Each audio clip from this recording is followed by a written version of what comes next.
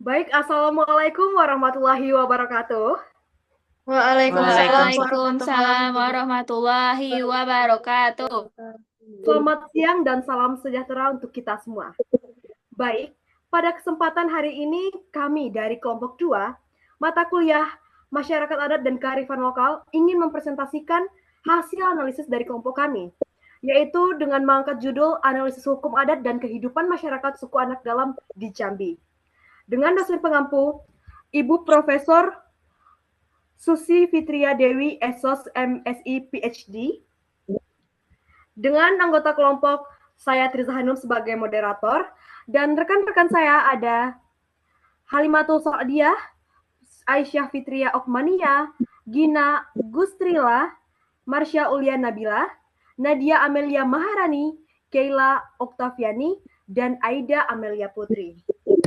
Nah, untuk mempersingkat waktu, langsung saja kami akan mempresentasikan hasil dari analisis kami. Next.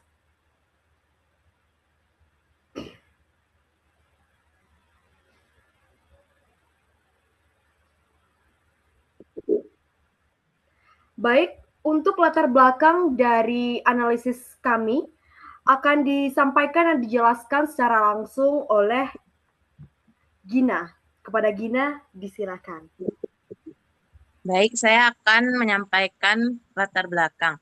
Masyarakat adat memiliki peran penting dalam menjaga budaya dan lingkungan hidup.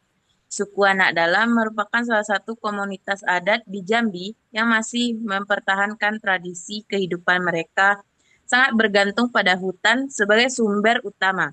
Masyarakat adat memiliki peran penting dalam menjaga budaya dan lingkungan hidup. Suku Anak Dalam merupakan salah satu komunitas adat di Jambi yang masih mempertahankan tradisi. Kehidupan mereka sangat bergantung pada hutan sebagai sumber utama. Suku Anak Dalam hidup dengan memanfaatkan hutan secara langsung, seperti berburu, meramu, dan menggunakan tanaman hutan sebagai obat. Hutan bukan hanya tempat tinggal, tetapi juga bagian dari identitas budaya dari sistem kehidupan mereka. Saya kembalikan kepada moderator. Baik, terima kasih kepada Gina. Selanjutnya adalah kita akan membahas mengenai rumusan masalah dan tujuan dari analisis kelompok kami yang akan dijelaskan oleh Diah. Kepada Diah, disilakan. Baiklah, saya akan menjelaskan rumusan masalah dan tujuan. Yang pertama, rumusan masalah yaitu kasus apa yang dihadapi pada masyarakat adat Jambi yaitu suku Anak Dalam. Yang kedua, apa saja kearifan lokal suku Kubu di kota Jambi. Dan yang ketiga, apa saja ciri hukum adat suku Anak Jambi. Dan tujuannya yaitu, yang pertama untuk mengetahui kasus masyarakat suku Kubu di Jambi, yang kedua untuk mengetahui kearifan lokal yang berlaku pada suku Kubu, dan untuk mengetahui ciri hukum adat dalam masyarakat tersebut. Baiklah, saya kembalikan kepada moderator. Baik, terima kasih kepada dia. Selanjutnya kita akan masuk kepada pembahasan yang dimana ini merupakan inti pokok dari analisis dari kelompok kami yang akan dijelaskan oleh Keila. Kepada Keila, disilakan. Baik, di sini saya akan menjelaskan tentang kasus pada masyarakat adat Jambi, yaitu suku Anak Dalam. Konflik lahan dan hutan menjadi permasalahan utama yang dihadapi masyarakat suku Anak Dalam di Jambi, akibat meningkatnya ekspansi perkebunan kelapa sawit dan hutan tanaman industri atau HTI, yang mengalihfungsikan hukum adat menjadi lahan komersial. Pengambilan alih lahan sering terjadi tanpa persetujuan yang adil dari masyarakat adat, menunjukkan lemahnya pengakuan terhadap hak mereka. Padahal, hutan memiliki peran penting sebagai sumber pangan, obat-obatan, dan nilai spiritual. Dampaknya, masyarakat kehilangan akses terhadap sumber daya alam seperti berburu dan meramu, sehingga memaksa mereka beradaptasi dengan pola hidup baru yang tidak sesuai dengan budaya mereka, bahkan menyebabkan sebagian mengalami kesulitan ekonomi dan kemiskinan struktural. Saya kembalikan ke moderator. Baik, terima kasih kepada Keila. Selanjutnya kita akan masuk membahas mengenai masalah identitas dan administrasi yang ini akan dijelaskan oleh Aisyah. Kepada Aisyah, disilakan. Baik, terima kasih kepada moderator. Di sini saya Aisyah Fitri Okmania akan menjelaskan masalah identitas dan administrasi. Masyarakat suku anak dalam mengalami kesulitan memiliki identitas resmi seperti KTP karena pola hidup semi nomaden dan terbatasnya akses layanan administrasi. Akibatnya, mereka sulit mendapatkan layanan publik seperti pendidikan, kesehatan, dan bantuan sosial, sehingga terpinggirkan dalam sistem negara.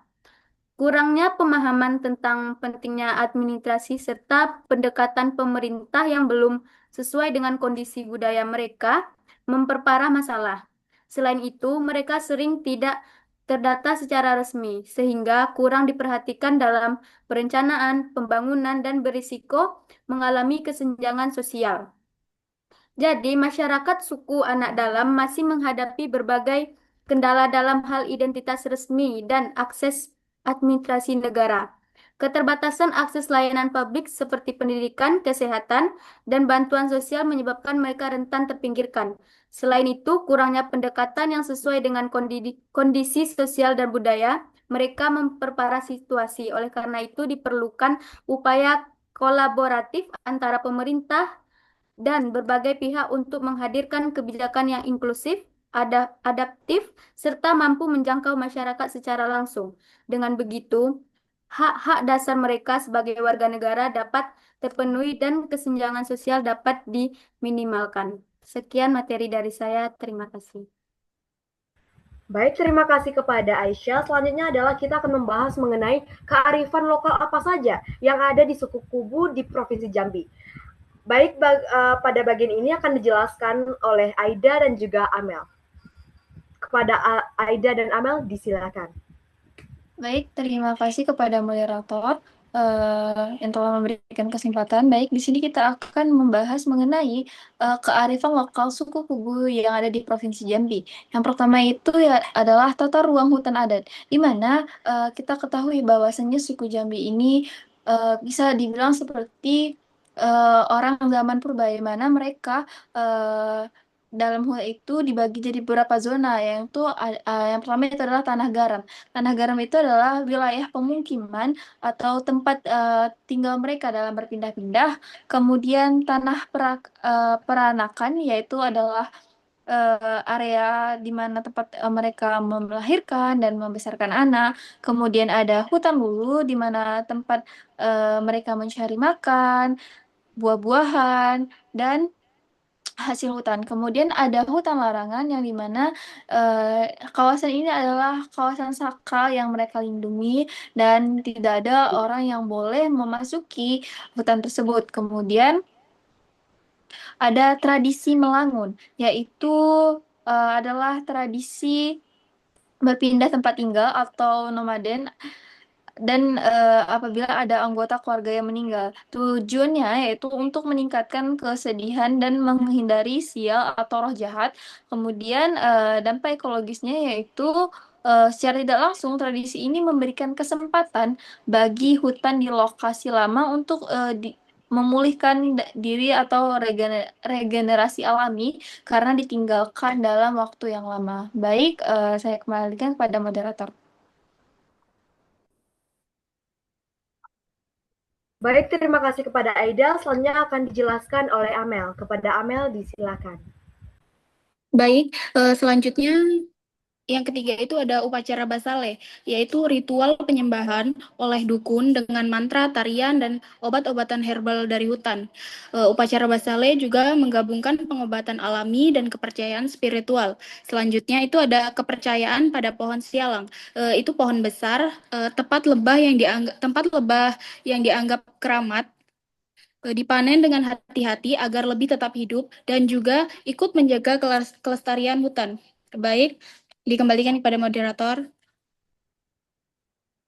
Terima kasih kepada Amel. Selanjutnya adalah kita akan membahas mengenai ciri hukum adat suku anak Jambi sesuai dengan kasus yang telah kita bahas tadi, yang akan dijelaskan oleh Marsha. Kepada Marsha, disilakan. Terima kasih kepada moderator.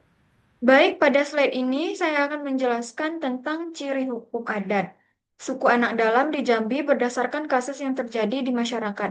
Poin pertama tidak tertulis.